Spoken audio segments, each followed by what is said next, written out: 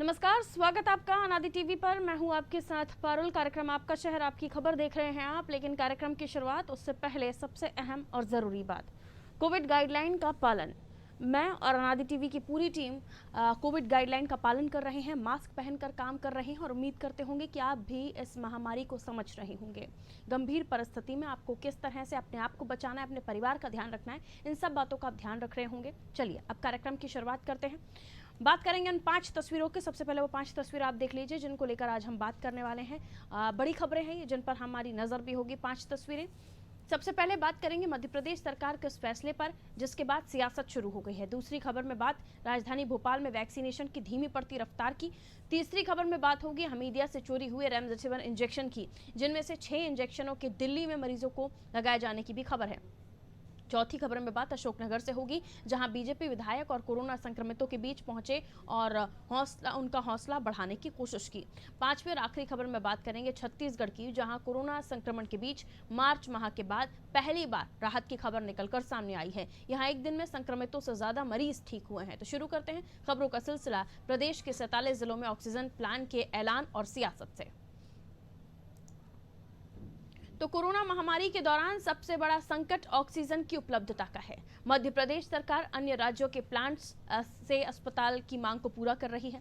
अब शिवराज सरकार ने फैसला किया है कि प्रदेश के 37 जिलों में ऑक्सीजन निर्माण के प्लांट लगेंगे। मुख्यमंत्री शिवराज सिंह चौहान ने अफसरों को निर्देश दिए हैं कि 3 माह में ये काम पूरा कर लें। उन्होंने पीआईयू स्थल का जो है जल्दी चयन करने के निर्देश भी दिए हैं। हालांकि 37 जिलों में ऑक्सीजन प्लांट लगाने की घोषणा पर अब सियासत शुरू हो गई है। कांग्रेस लगातार प्रदेश सरकार पर हमलावर दिखाई दे रही है। राज्य के पूर्व मुख्यमंत्री कमलनाथ ने सरकार पर निशाना साधते हुए कहा कि सरकार आग लगने के बाद कुआं खोदने की तैयारी नहीं, सिर्फ बात कर रही है। यदि ये 8 महीने पहले कर लिया जाता तो कई लोगों की जान बच जाती। ऑक्सीजन के लिए सरकार को भटकना नहीं पड़ता। आपको बता दें, सरकार ने इससे पहले भी होशंगाबाद के बाबई में ऑक्सीजन प्लांट लगाने का फैसला लिया था। कोरोना की पहली लहर के दौरान सरकार ने प्रदेश के 9 जिलों में मेडिकल ऑक्सीजन प्लांट लगाने के लिए टेंडर जारी किए, लेकिन लहर कमजोर होते ही सरकार तंत्र ने ध्यान देना ही बंद कर दिया। जबकि कोरोना से लड़ने मध्य प्रदेश के लिए आत्मनिर्भर बनने की दिशा में बढ़ाया गया बड़ा कदम था, लेकिन पहली लहर खत्म होते ही सरकार ने अपने इस फैसले की तरफ ध्यान नहीं दिया।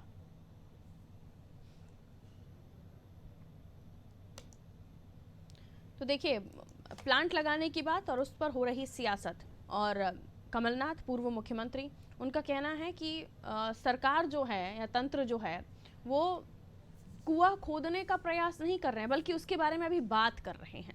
और ऐसे में ये भी कहा जा रहा है कि जब पहली लहर आई थी वो जैसे ही स्लो हुई, वैसे ही उसके बारे में सब भूल गए कि शायद जैसे कोरोना वापस चला गया। जबकि बार बार जो डॉक्टर्स हैं या जो WHO के मेंबर्स हैं, उनकी तरफ से बार बार ये कहा जाता था अभी कोरोना खत्म नहीं हुआ है, गया नहीं है, वो सिर्फ थम गया है। लेकिन बावजूद उसके शायद सतर्क नहीं हुए हमारे जो गवर्नमेंट है, हमारे जो एडमिनिस्ट्रेशन है।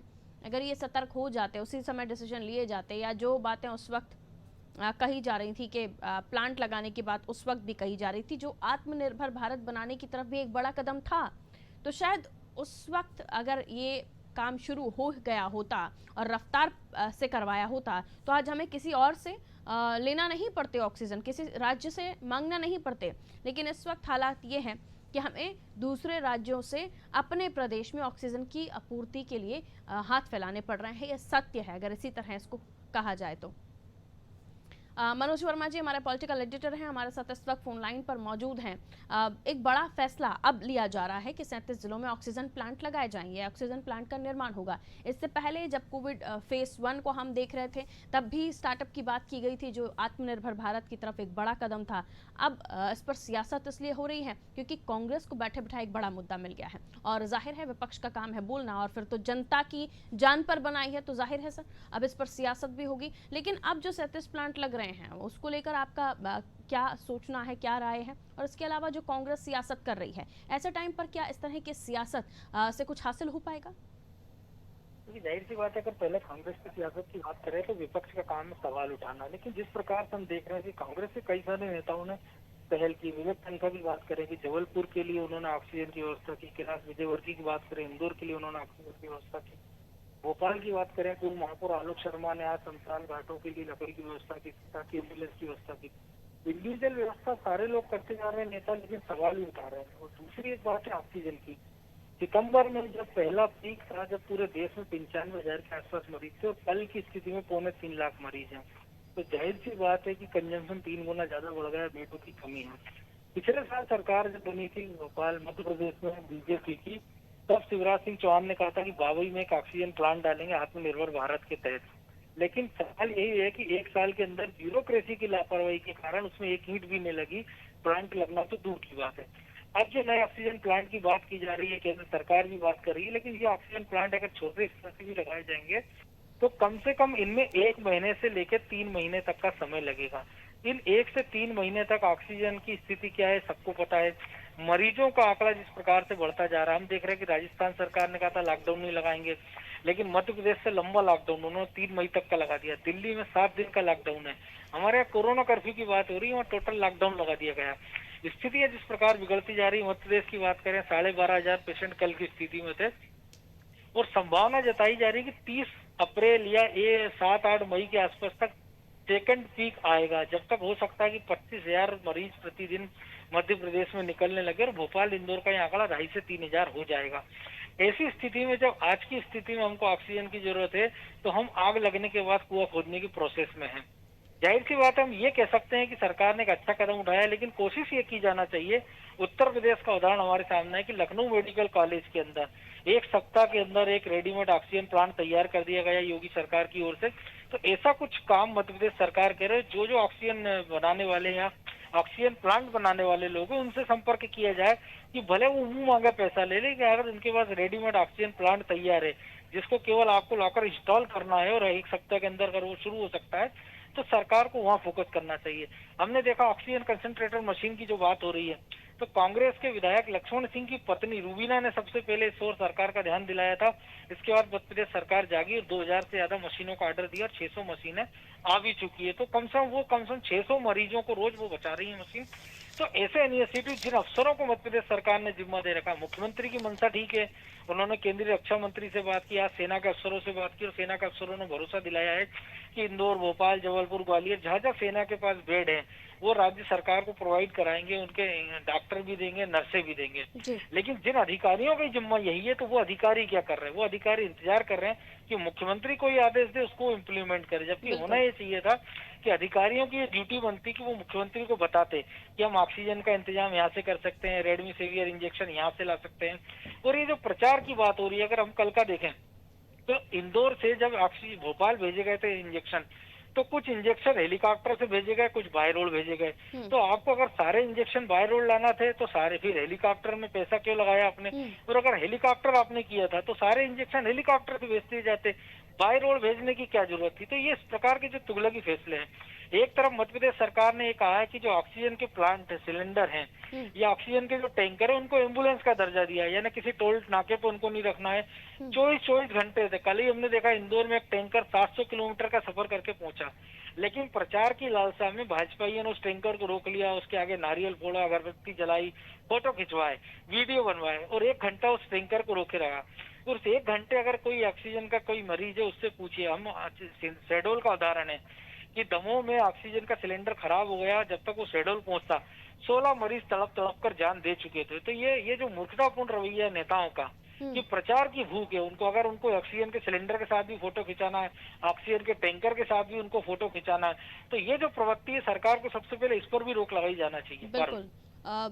राजनीतिक रोटियां सेकना अगर इस वक्त ठीक लगता है तो शर्मनाक है, क्योंकि इस वक्त एक एक सेकंड, एक एक मिनट लोगों की जान पर बनी हुई है। और हम बार बार कार्यक्रम में बताते हैं कि हम जब सांस नहीं ले पाते हैं तो किस तरह की तकलीफ महसूस होती है।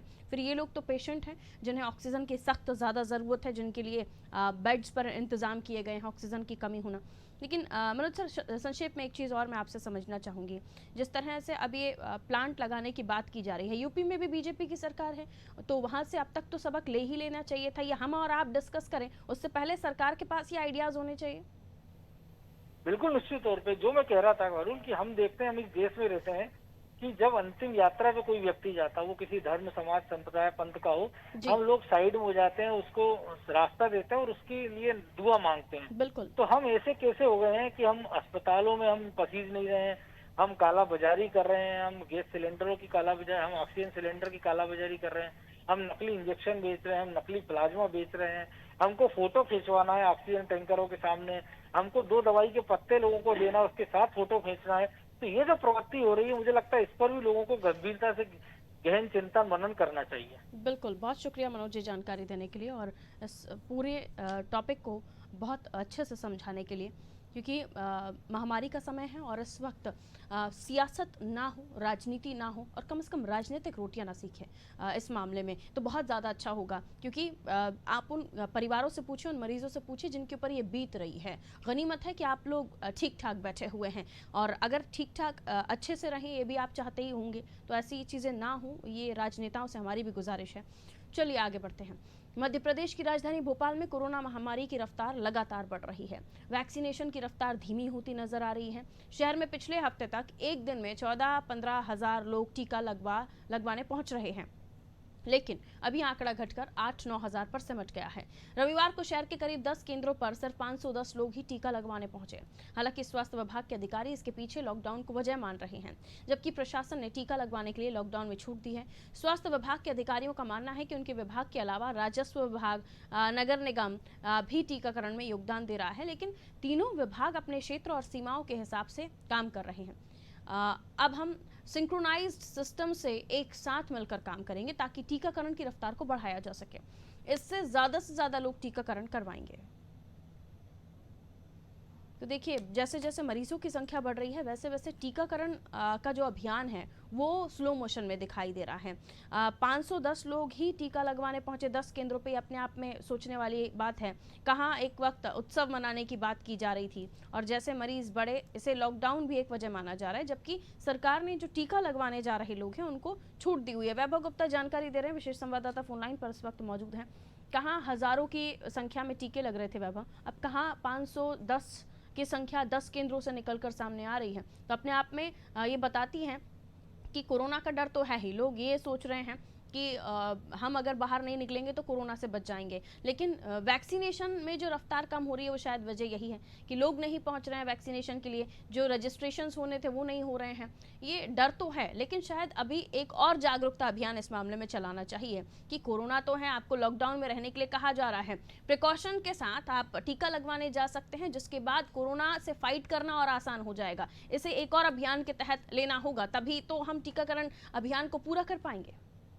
बिल्कुल 11 अप्रैल को टीकाकरण को लेकर टीका उत्सव की शुरुआत हुई थी, जो कि 14 अप्रैल तक चला था। उसको लेकर मध्य प्रदेश को 15 लाख लोगों को टीका लगाने का टारगेट दिया गया था, जहां पर 14,79,000 लोगों को टीका इन 4 दिनों में लगाया भी गया। लेकिन वहीं अब जो तस्वीरें सामने आ रही है कि प्रतिदिन जहां 10 से 15,000 लोगों को टीका लगता था, पिछले रविवार केवल 510 लोगों को टीका लगा। बिल्कुल सही बात है कि कोरोना कर्फ्यू मध्य प्रदेश में लागू है, नगरीय निकाय में लागू है, तो लोग डरते हैं। लोगों को लगता है शक्ति के दौरान अगर वो जाते हैं टीका लगवाने के लिए तो पुलिस वाले कहीं उनको वापस ना भेज दें। लेकिन उनको समझना होगा कि जो लोग टीका लगवाना चाहते हैं वो अपना आधार कार्ड लेकर जाएंगे, तो उनको छूट दी गई है कि आप कोरोना कर्फ्यू के दौरान भी टीका लगवा सकते हैं। तो लोगों को छूट का फायदा उठाना चाहिए कि कोरोना का संक्रमण जिस तेजी से फैल रहा है, तो फिलहाल वैक्सीन ही आपका बचाव कर सकती है। फिर कोरोना की गाइडलाइन का आपको पालन करना होगा। तो अब बिल्कुल कोरोना का टीका लगवाने के लिए कोविड शील्ड भी हो सकता है, कोवैक्सीन। तो टीकाकरण अभियान में सरकार का आपको साथ देना होगा। अगर आप यही सोच के डर जाएंगे कि टीका लगवाने के लिए हम जाएंगे, फिर हमको कहीं कोरोना तो ना हो जाए, और यही कारण कोरोना हुआ है। क्योंकि शुरुआत में हम देख रहे थे कि वैक्सीन को लेकर तमाम तरह के सवाल सोशल मीडिया पर भी चल रहे थे। फ्रंटलाइन वॉरियर्स ने भी टीका नहीं लगवा, कुछ डॉक्टर्स ने भी टीका नहीं लगवा। उन्होंने यही कहा कि हमको अभी देखना है कि इसके रिजल्ट क्या आ रहे हैं। रिजल्ट तब आएंगे जब आप साथ देंगे, अब अपने आपको वैक्सीन लगवाएंगे, और वैक्सीन लगवाने के साथ सरकार का जो अभियान है कोरोना खत्म करने को लेकर, उसमें आपको योगदान तो देना होगा। तो अब सरकार के जो 3 विभाग हैं, स्वास्थ्य विभाग, इसके साथ ही राजस्व विभाग और नगर निगम तीनों ही जागरूकता अभियान चलाएंगे और वॉलेंटियर भेजेंगे। इसके साथ ही चूंकि पहले ही मोबाइल नंबर रजिस्टर्ड हैं जिनको पहला टीका लग चुका है आधार नंबर के एक साथ, एक, उन लोगों एक को फोन भी इम्पॉर्टेंट किया इसका जाएगा। दूसरा पहलू भी वैभव संक्षेप में बताइएगा कि एक तो पहलू ये कि लोग नहीं निकल रहे, दूसरा क्या जो टीकाकरण केंद्र हैं वहां पर पर्याप्त इंतजाम हैं? इस बारे में क्या खबर आपके पास जल्दी से? नहीं, वहाँ पर पर्याप्त इंतजाम हैं क्योंकि टीका उत्सव के तहत 15 लाख लोगों को टीका लगाया गया है। जो केंद्र है वहीं से मध्य प्रदेश में रिकॉर्ड भी बना है, तो इंतजाम तो पूरे हैं, लेकिन लोग नहीं पहुंचेंगे तो इंतजाम किसी काम के नहीं रहेंगे। बिल्कुल, बहुत शुक्रिया वैभव जानकारी देने के लिए। तो लोग नहीं पहुंचेंगे टीकाकरण केंद्र पर भी, विभाग जो स्वास्थ्य विभाग है उन्हीं का अमला बैठ रहा है, तो वो वहां पर उन्हें बिजी किया जा रहा है, वो ऑक्यूपाइड हो गया उस जिम्मेदारी को लेकर। लेकिन हम जब टीकाकरण केंद्र पर देखते हैं तो वहां पर लोग ही नहीं पहुंच रहे हैं, तो ये ज़रूरी है कि तमाम प्रिकॉशंस का पालन करते हुए, प्रोटोकॉल का पालन करते हुए आप टीकाकरण केंद्रों पर पहुंचे, टीका लगवाएं, रजिस्ट्रेशन प्रॉपरली करवाइए ताकि इस बीमारी को हम जल्द से जल्द मात दे सकें। चलिए आगे बढ़ते हैं। रेमडेसिविर इंजेक्शन से जुड़ी ये खबर है। हमीदिया अस्पताल से चोरी हुए रेमडेसिविर इंजेक्शन की जांच में नया मोड़ आया है। पुलिस के मुताबिक जो इंजेक्शन यहां से चोरी हुए हैं उनमें से 6 इंजेक्शन को दिल्ली में भर्ती मरीजों को लगाया गया है। दिल्ली के इंजेक्शनों की सीरीज का मिलान चोरी हुए इंजेक्शनों की सीरीज से हो गया है। वहां हमीदिया के डी ब्लॉक में बने कोविड सेंटर के रिकॉर्ड का मिलान सेंट्रल स्टोर के स्टॉक से नहीं हो पा रहा है। इस मामले में अब तक 30 से ज्यादा लोगों से पूछताछ भी की जा चुकी है। पुलिस सूत्रों की माने तो सेंट्रल स्टोर के फार्मासिस्ट का साला जो है कोरोना संक्रमित है और दिल्ली के एक अस्पताल में भर्ती है। हालत क्रिटिकल होने की वजह से उनको रेमडेसिविर इंजेक्शन की आवश्यकता थी। मामले में जब पुलिस ने फार्मासिस्ट से पूछा कि तो उसने बताया कि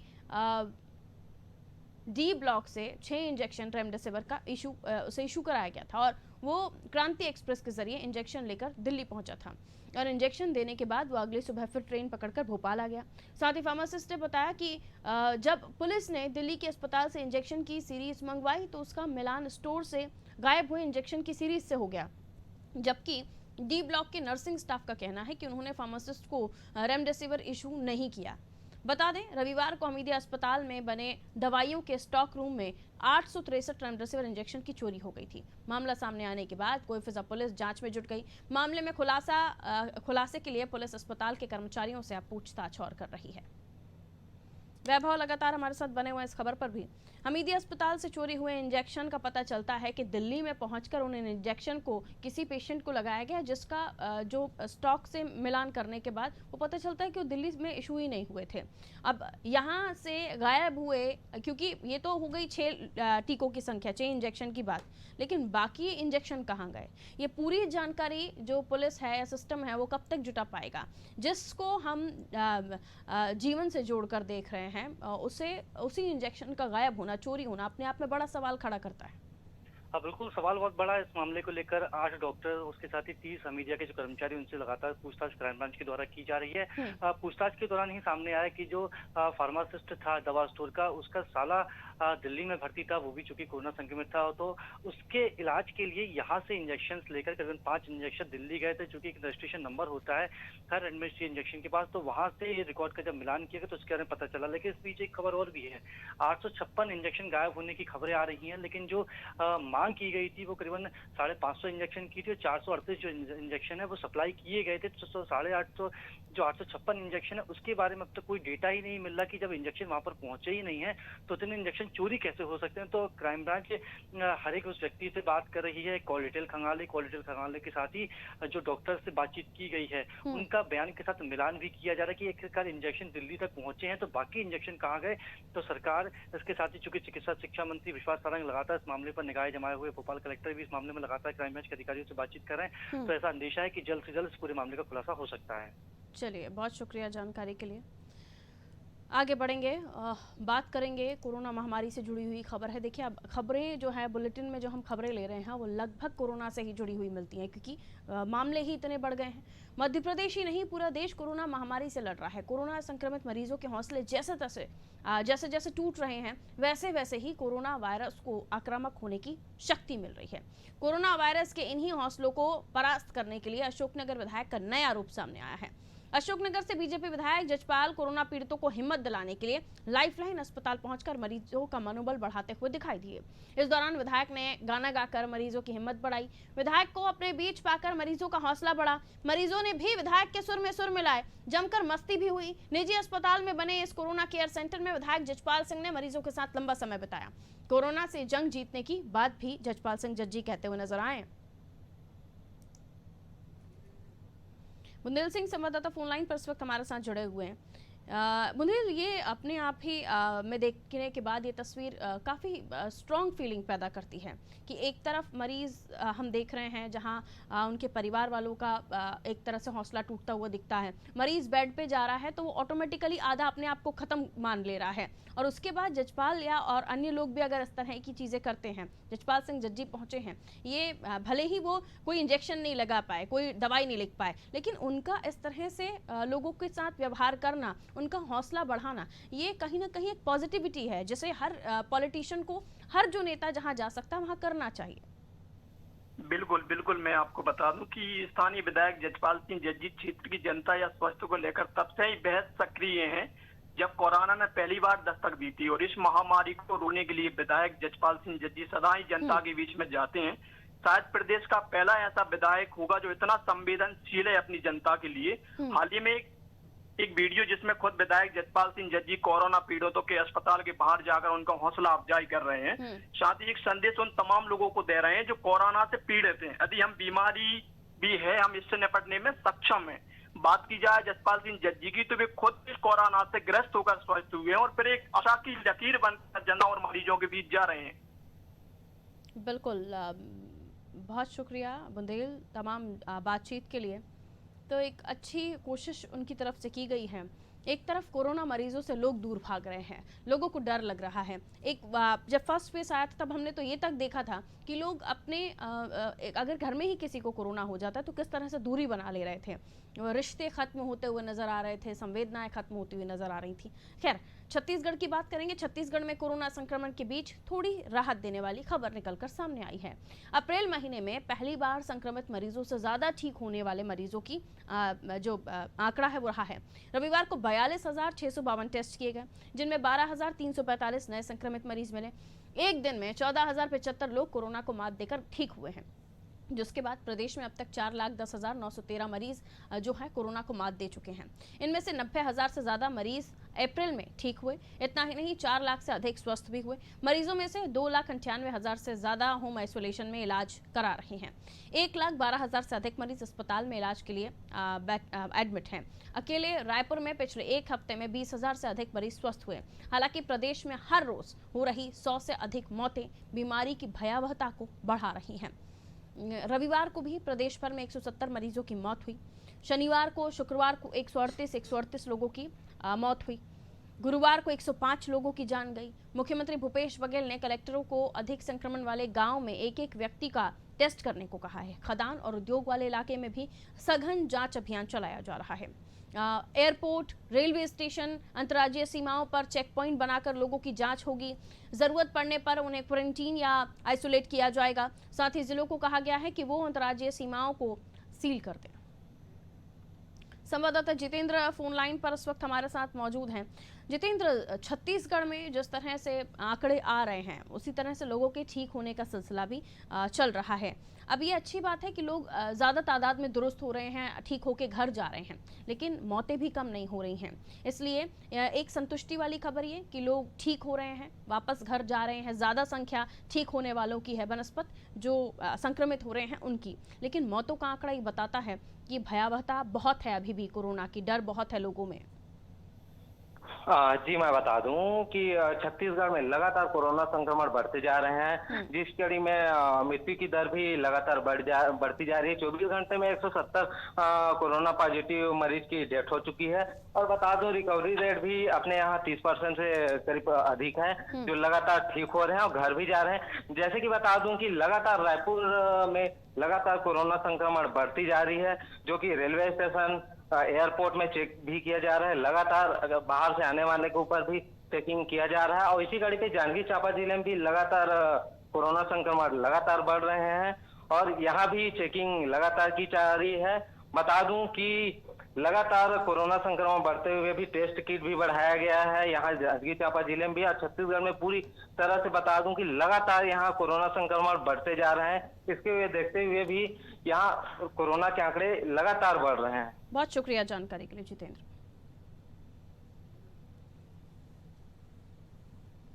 तो कोरोना इस वक्त पूरे देश में फैल रहा है और आंकड़े भी किस तरह से रफ्तार पकड़ रहे हैं ये किसी से छुपा नहीं है।